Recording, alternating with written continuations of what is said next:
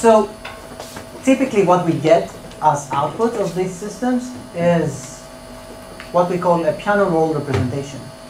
So this is a binary representation over pitch and time.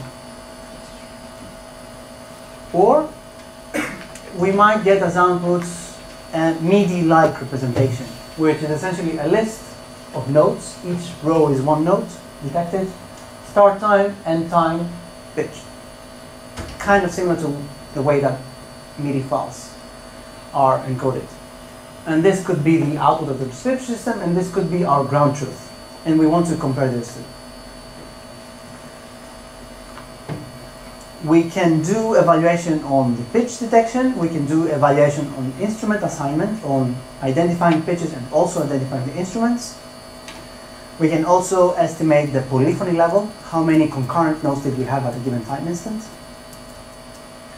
And we can evaluate those systems either at the level of the frame, or each time instant, each time frame, to compare those two representations, or at the note level, so to compare lists of notes like that.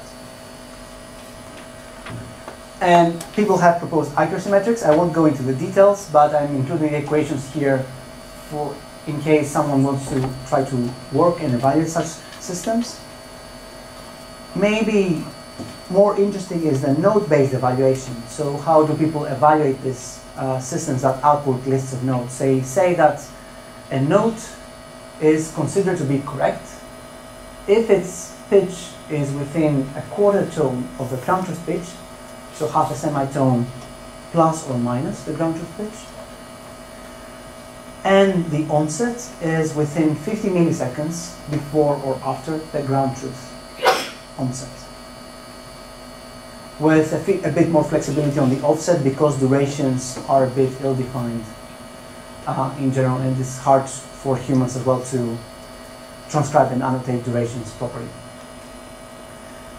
These specific values, quarter tone, could be deemed maybe by a musicologist as too relaxed.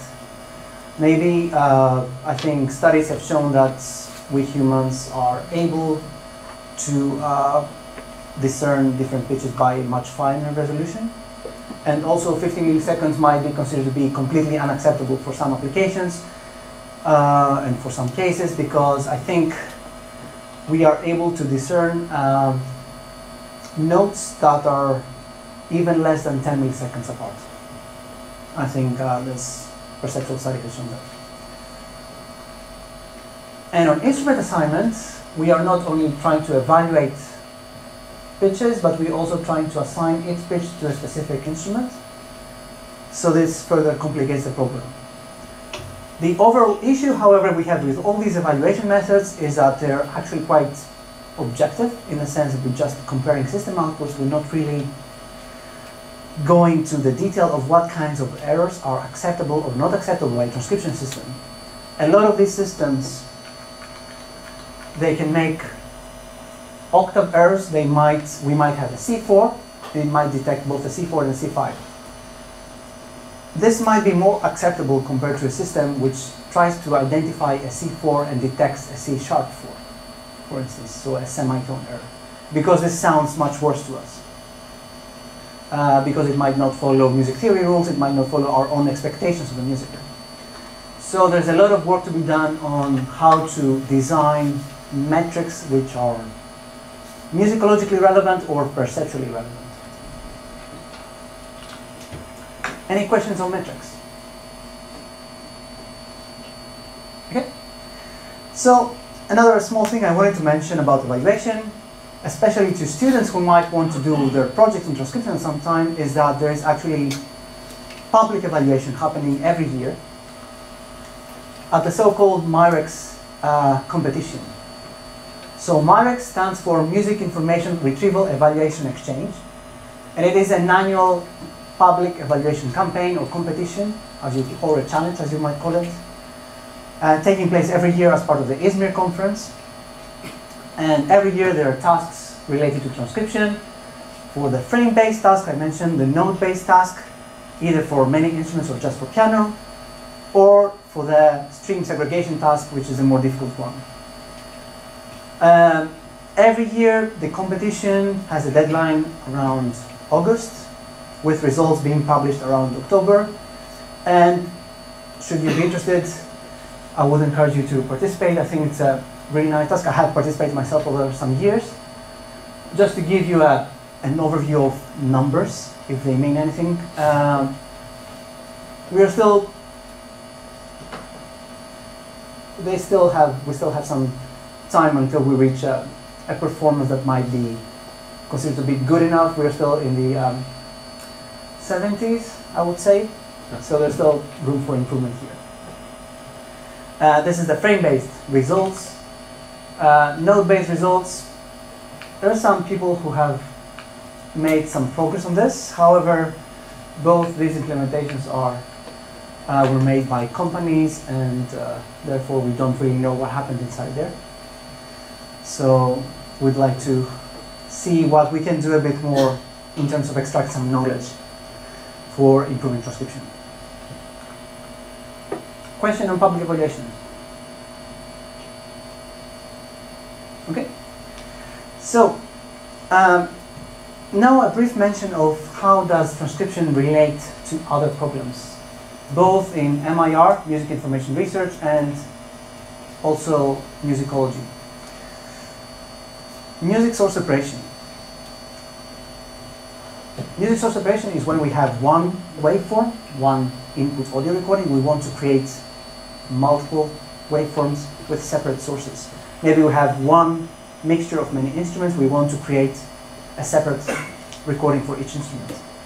This could be for the purposes of remastering. This could be for the purpose of reusability of the content. And the problem of multi-pitch detection, of detecting pitches, is really interrelated with source separation. Assuming that we have a recording with piano and violin playing together, mixed together, it would have been much more easy if we had access to the individual stems of the piano and the violin. Vice versa, it would have been much more easy to separate the piano from the violin if we knew the score, if you had the transcription. So these problems are really closely connected.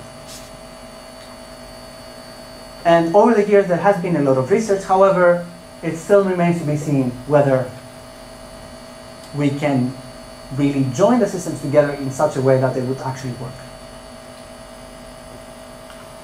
This relates to some of you who might be more proficient with machine learning.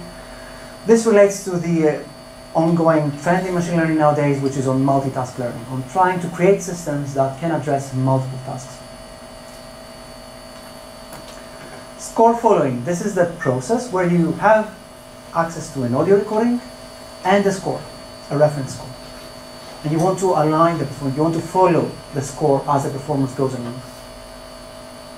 Again, transcription, representations derived from automatic transcription are actively being used in commercial tools for score following, like the Antescofol system developed by Aircam in France, for instance. Score-informed transcription. What is that? So let's say we want to create systems for automatic instrument tutoring. Let's say we have a student who performs a music piece. They might make some mistakes. Can we use transcription in order to identify those mistakes made by the students? And I don't mean necessarily performance mistakes, which would be probably an impossible task at this point. I mean maybe local mistakes, maybe simply mistakes in terms of pitch spelling. And there has been quite a lot of research, including NUS here. Yuang has been doing a lot of research with a multimodal violin transcription and tutoring, using both video information from the fingering and the bowing, as well as audio information, and also having access to a score. A general approach is that if you want to create a tutoring system, you have access to your recording made by the students, you have access to a score, a reference score. You try to align the score with the student's performance, and then you are trying to identify mismatch in areas where the student might not have performed as expected by the score. that is the general idea, and there's a lot of things to be done in the area of using transcription for music education purposes. Content-based music retrieval. Transcription features and transcription outputs are nowadays used in most commercially available systems for music similarity, music recommendation. I'm talking about everyday uses from services such as Spotify, where they use pitch features and as a way to perform more robust similarity measures compared to just using the raw audio. On musicology, there has been some use on transcription, for example, on detecting repeated patterns in polyphonic music from audio instead of doing that from the score level. Along with a colleague of mine, Dan Tidar, who is a harpsichordist, we have been doing a lot of work in estimating harpsichord inharmonicity and temperament.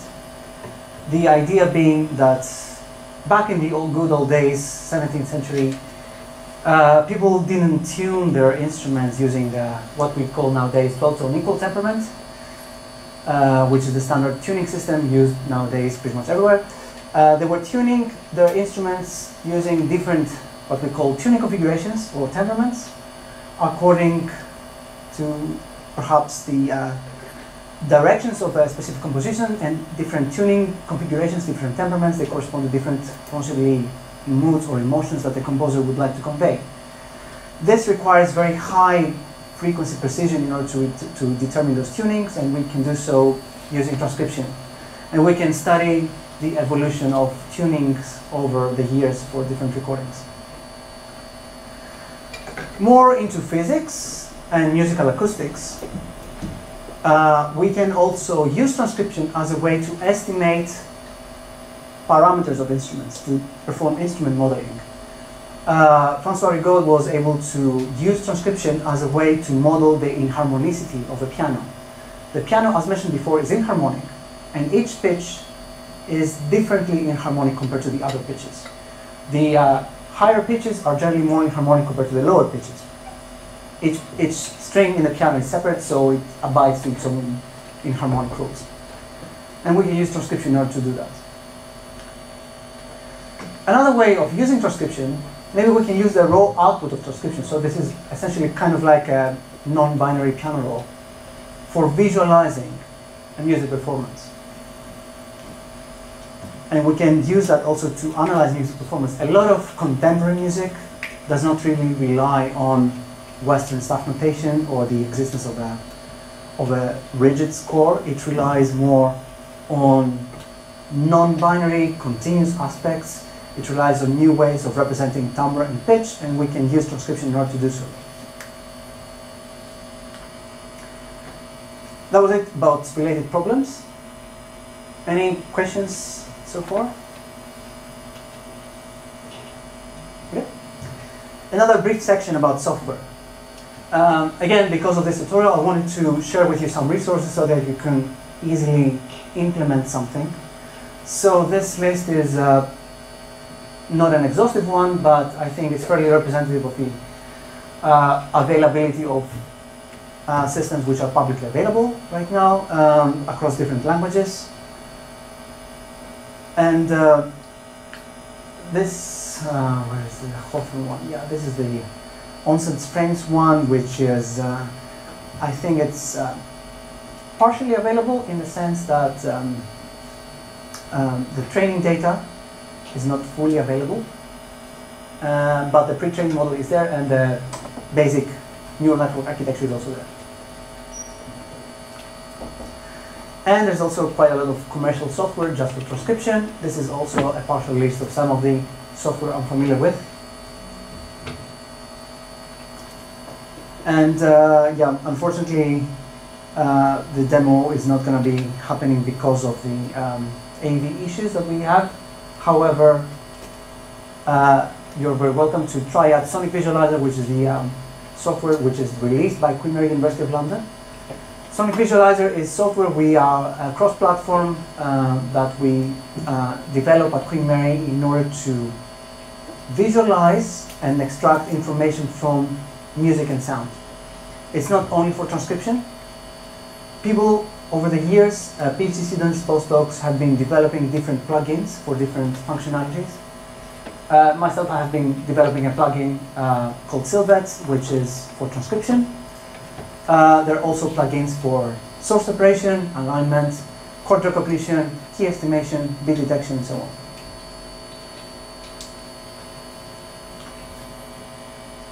And that brings me to the final section of the tutorial, which is on a few more advanced topics for transcription.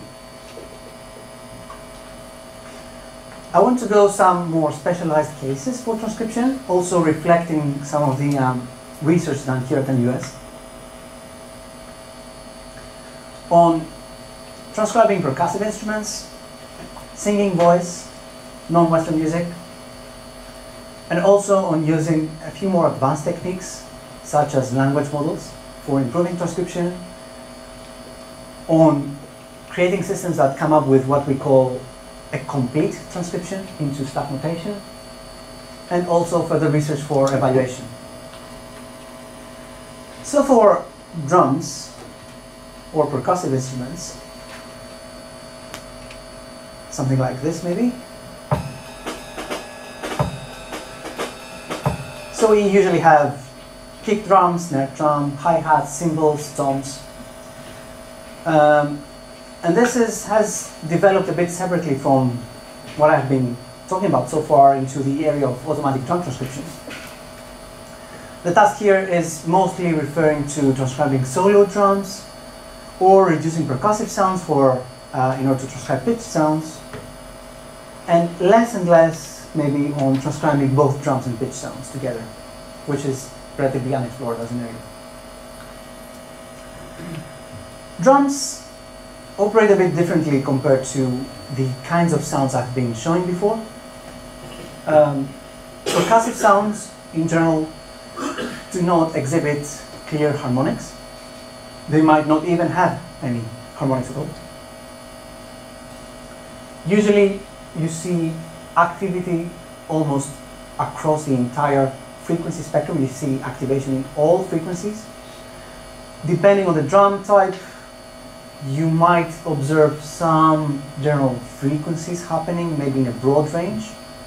Some drums, some percussion can be tuned, some less so. In percussion, we're not generally interested in the offset. We're interested in the onset, in the start time. So often in drum transcription systems, what you see is these vertical lines, which denote the start of a specific hit and not the end time of that. And over the years, people have been working with similar methods than the ones I've presented before, using NMF as an example, and also using NMF in a real-time manner as well.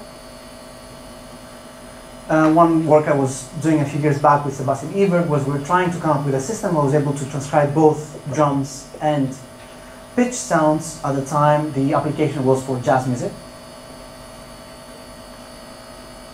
A bit more recent, of course, neural networks came into the forefront and people started using recurrent neural networks for the task. The reason being that recurrent networks are relatively successful for modeling time series data. And a more recent comparison that was made between NMF and neural networks for drum transcription is that, yes, neural networks do outperform NMF, but maybe less so in the case of more complex data sets. Maybe in the case of unseen data where you don't know the specifics of the drum kit. Maybe when you don't have access to the specific recording conditions or the acoustic conditions happening, then you see less of a difference between the two methods. Overall, performance for drum transcription is good. That problem, however, is a bit more limited in the sense that you only need to identify the drum kit type. Kick drum, snare drum, hi-hats, toms, cymbals, stuff like that. You don't need to care about pitch. However, when talking about drum applications, often a greater deal of temporal accuracy is needed compared to pitch sounds. And very often there's also a need for real-time processing as well, depending on the application. And current methods are not that good with temporal precision as of yet, anyway. And also another open problem is still on coming up with good ways to transcribe both drums and pitch sounds at the same time, which is quite commonly found in contemporary music, pop, rock, jazz, etc. Singing, that's the second topic. So far I've been talking about only instruments, musical instruments. However, all popular music cultures around the world use singing, and singing voice is immensely expressive, much more so compared to most musical instruments. And common representations that we use, such as the MIDI format, are totally inadequate to represent singing. There's all sorts of challenges on different phonation modes,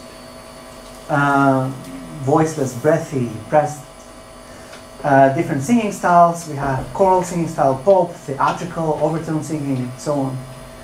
And we have other challenges. We have intonation. What is intonation? Is that the ability or the inability of people to sing in pitch.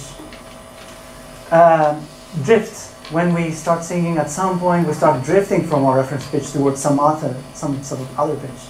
And of course, poor singing, which kind of happens. You can watch YouTube for that. So what do we do in this case?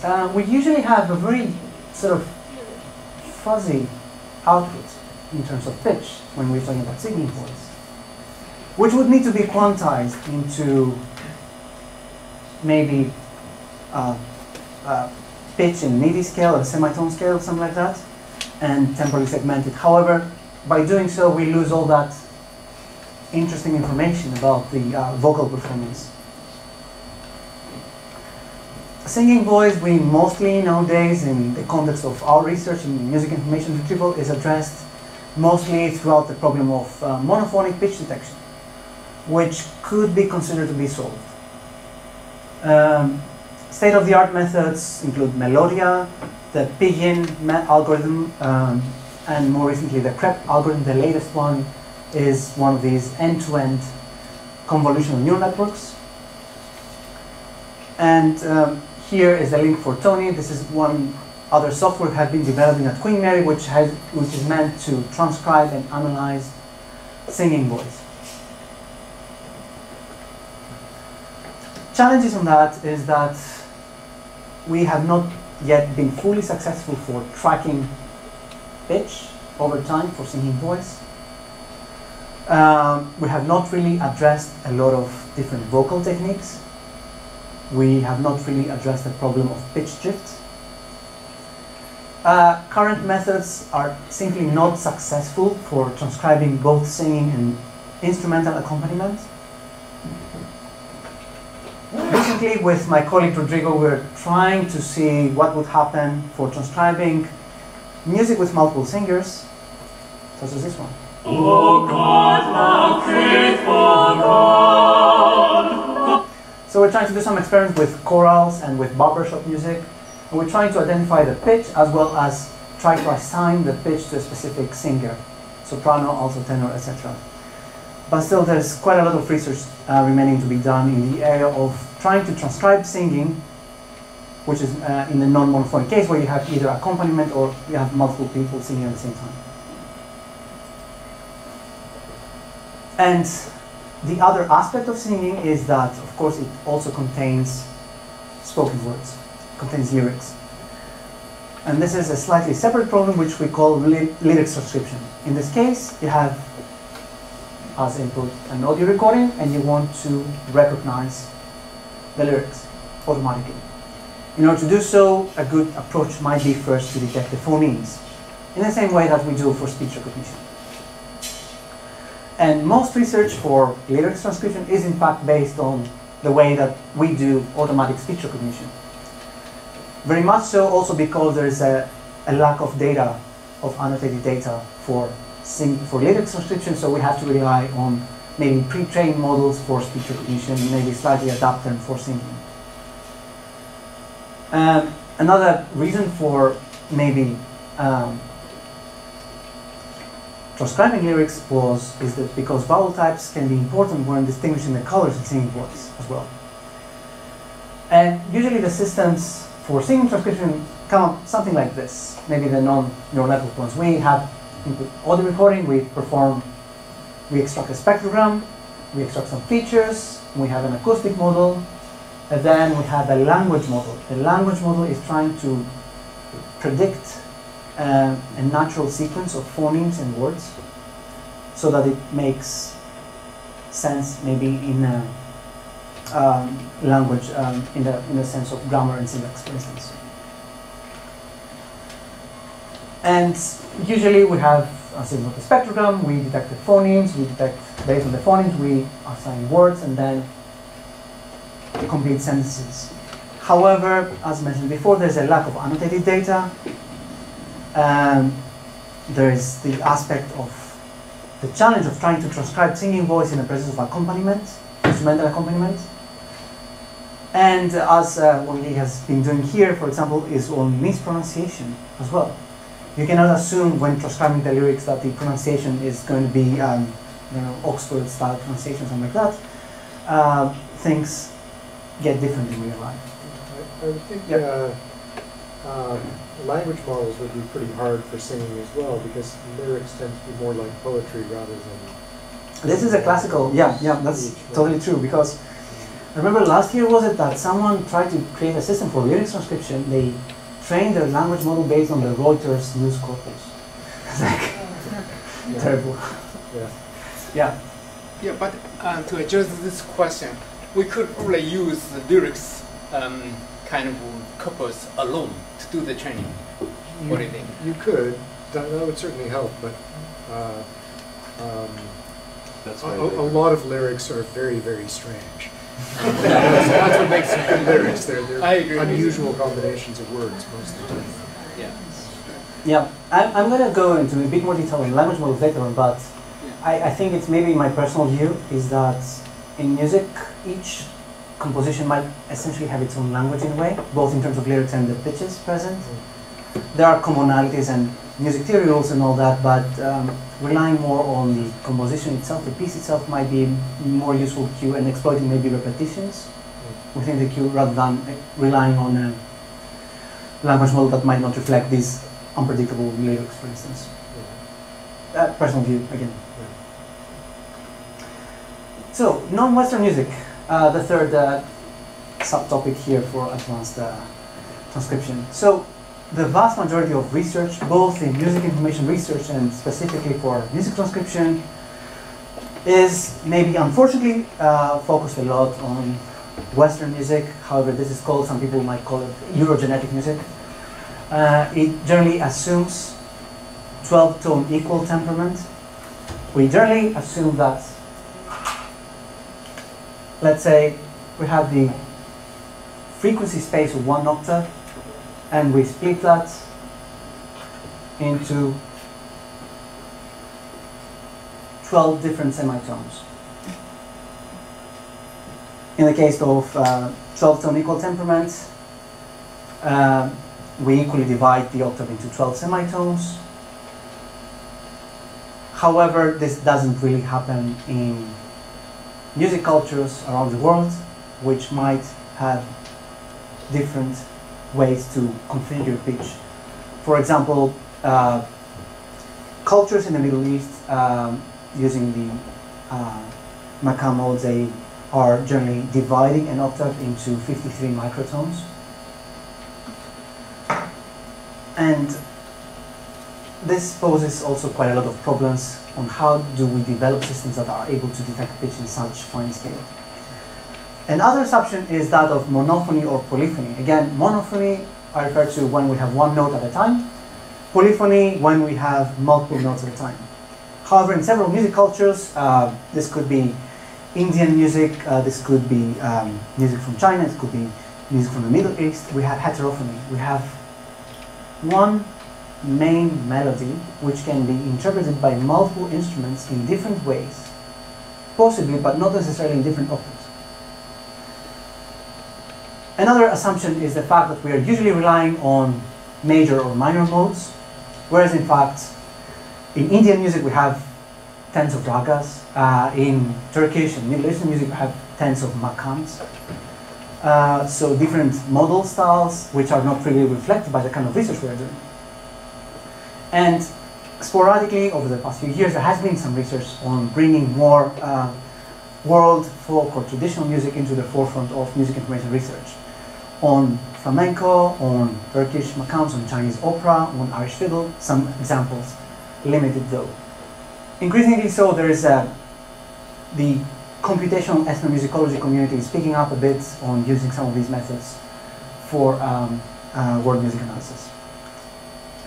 One example of work I had been doing with Andre Holzappel, who's an ethnomusicologist, we were trying to create a system for transcribing Turkish microtone music that would operate in a finer resolution compared to the 12-tone one.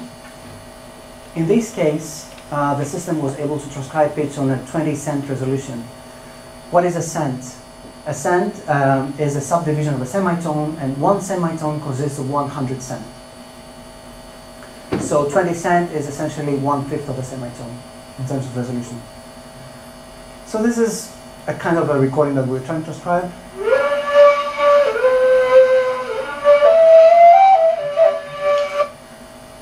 The tuning configuration is based on the Turkish music configuration, which assumes 53 different microtones, and each mode uses only 12 of those microtones in order to come up with a composition. The output here is not a piano roll, it's a much finer representation in 20-cent scale, so we had to come up with approaches in order to address the problem of high resolution pitch detection. Oh, sorry.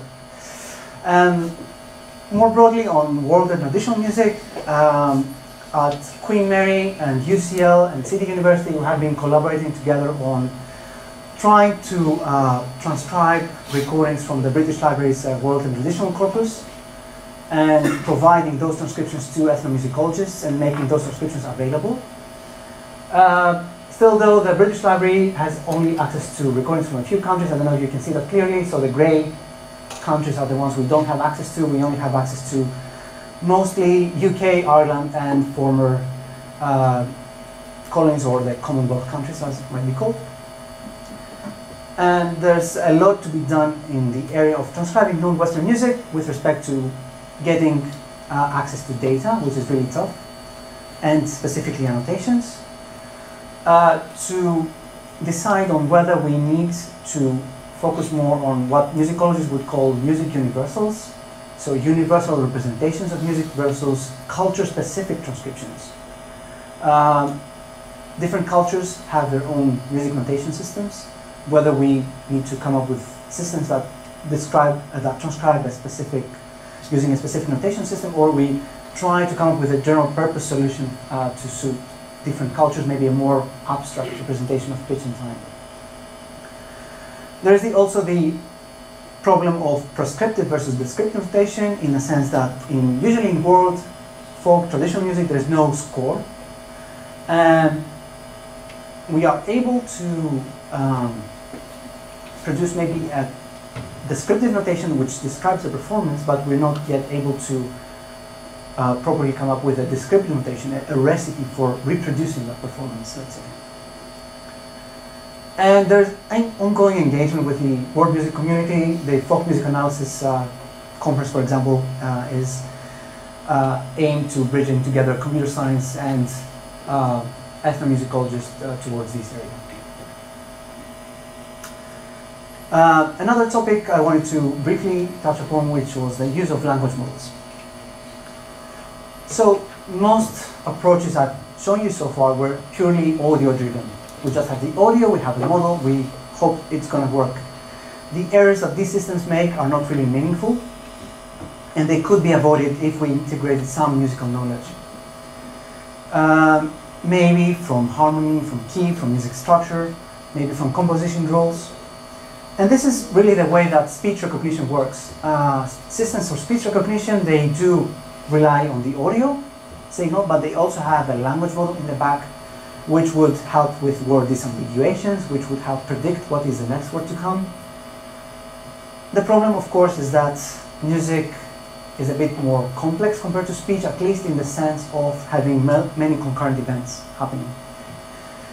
And we also have quite long temporal dependencies in rhythm. We have quite a lot of music theory that's difficult to be maybe implemented in a computer system in order to form a language model. Some approaches have been made, maybe using probability theory. We have some observations, which is the audio, and we link them to notes, and we can link them to chords. Notes are linked together over time, chords are linked together over time, but the improvements shown were not that great because these kind of models rely a lot on specific context in terms of music style. Music composition might depend a bit on the composer as well. More recently, with neural networks, there was a big boom in using language models, because before, with more traditional ways, we were not really able to easily model multiple concurrent nodes over time. This has been, I could say, overcome by neural network approaches. This is an example of a language model, the so-called RNN-RBM, Recurrent Neural Network Restricted Boltzmann Machine, which has been successfully used as a language model for polyphonic music prediction. More recently, at Queen Mary, we also were able to combine a language model with an acoustic model to improve piano transcription performance. We had the acoustic model, which was a neural network model. We had another neural network model, which was the language model. We're able to integrate them in a probabilistic framework in order to produce a more musically meaningful output and to avoid some common errors made from transcription systems. And next to last thing, so far I've talked about methods that produced some pitch estimates in terms of frames or notes with a start and end time, but I haven't talked about coming up with something like this, a score and staff notation, what I could call a complete transcription. Up to a point, current systems can detect multiple pitches, they can detect their timings, they might detect instruments, they might assign notes to a specific instrument. Some other systems might be able to infer rhythmic information, detect the tuning, extract some dynamics, fingering, but still work needs to be done in order to combine everything in order to produce a final score in staff notation. There are quite a few publicly available tools for you give them as input a performance MIDI file, and they can output a score and staff notation. Sibelius, MuseScore, Unipond, ScoreCloud, and so on. However, there's little evidence on whether what if we put as input the output, the noisy output of a transcription system, is the resulting score going to be good enough or not? There's no research on that. Oh, what was that? Okay.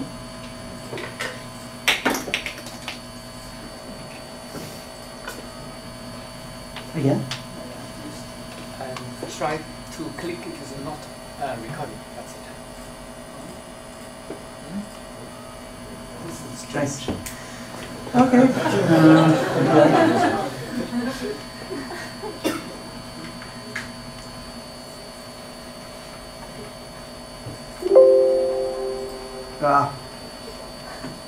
What am I doing? Okay. Hey, that works. Okay, almost there. So more recently, with Kyoto University, we're trying to come up with a system that was able to produce a transcription in staff notation. So maybe using an input such as this, we're able to produce a temporally quantized version that could be typeset into a score.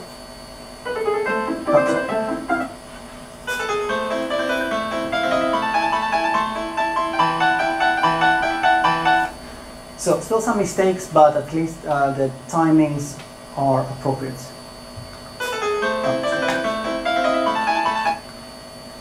And even more recently, there has been some work in what we would call end-to-end complete transcription. So coming up with one single system that goes directly from an input waveform to a final score in staff notation, using the Lillipon notation, which is one common machine readable notation system. So far it is good enough for monophonic transcription, but not quite there yet for the polyphonic transcription case. But there is progress done in this field. Final thing, evaluation. As mentioned before, some errors are more important than others.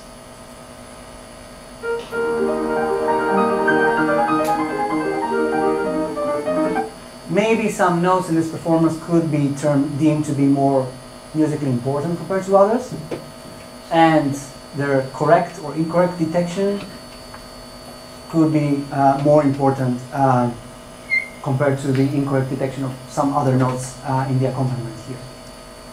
So some errors could be more musically annoying.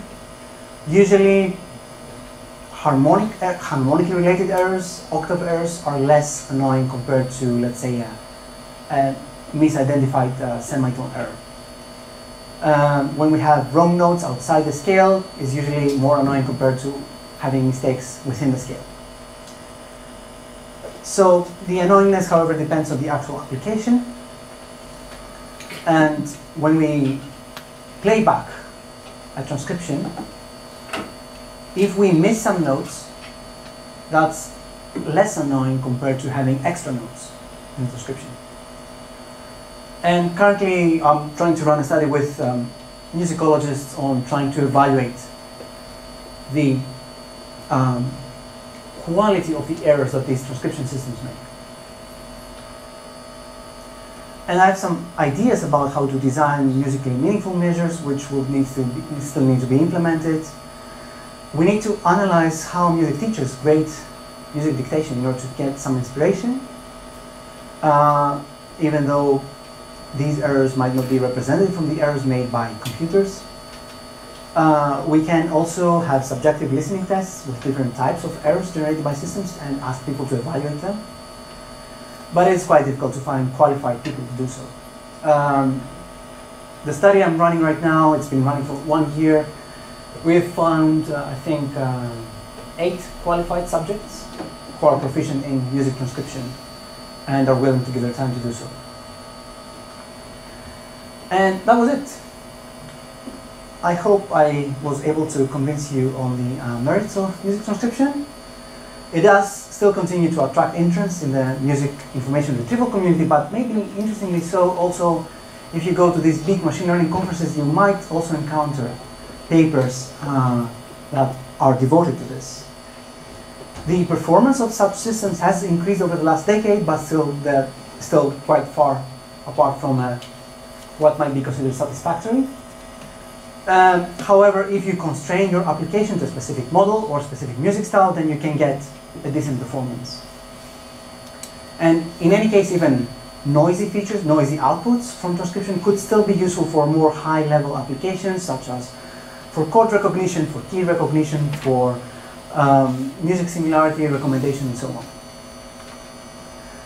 on. As the scope of this research increases, the number of applications and problems increases as well. Throughout this tutorial with my colleagues, we were able to identify about 300 papers from the last 10 years doing transcription, so it's really a big field. We have generally agreement that a successful system can not only rely on the audio signal, and we need to take cues from other disciplines, from acoustics, from music theory, and music perception and cognition. As of yet, there's no unified or there's no consensus of what is supposed to be a good and appropriate methodology for the task, and this yet remains to be seen. Thank you very much for listening.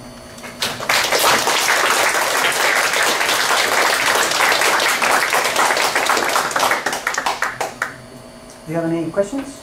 Yeah, questions.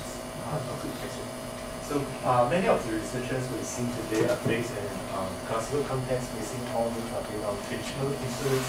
So, but we all know that for the more recent music, we have very heavy use of synthesizers and all those filters and signal processing. So I'm sure that we will have very a huge impact on the frequencies and all those features. So is there any like research trying to adapt to the more recent music pieces? Yeah, I mean the problem with contemporary music is that you have a lot of distortions, you have a lot of effects, which makes things difficult.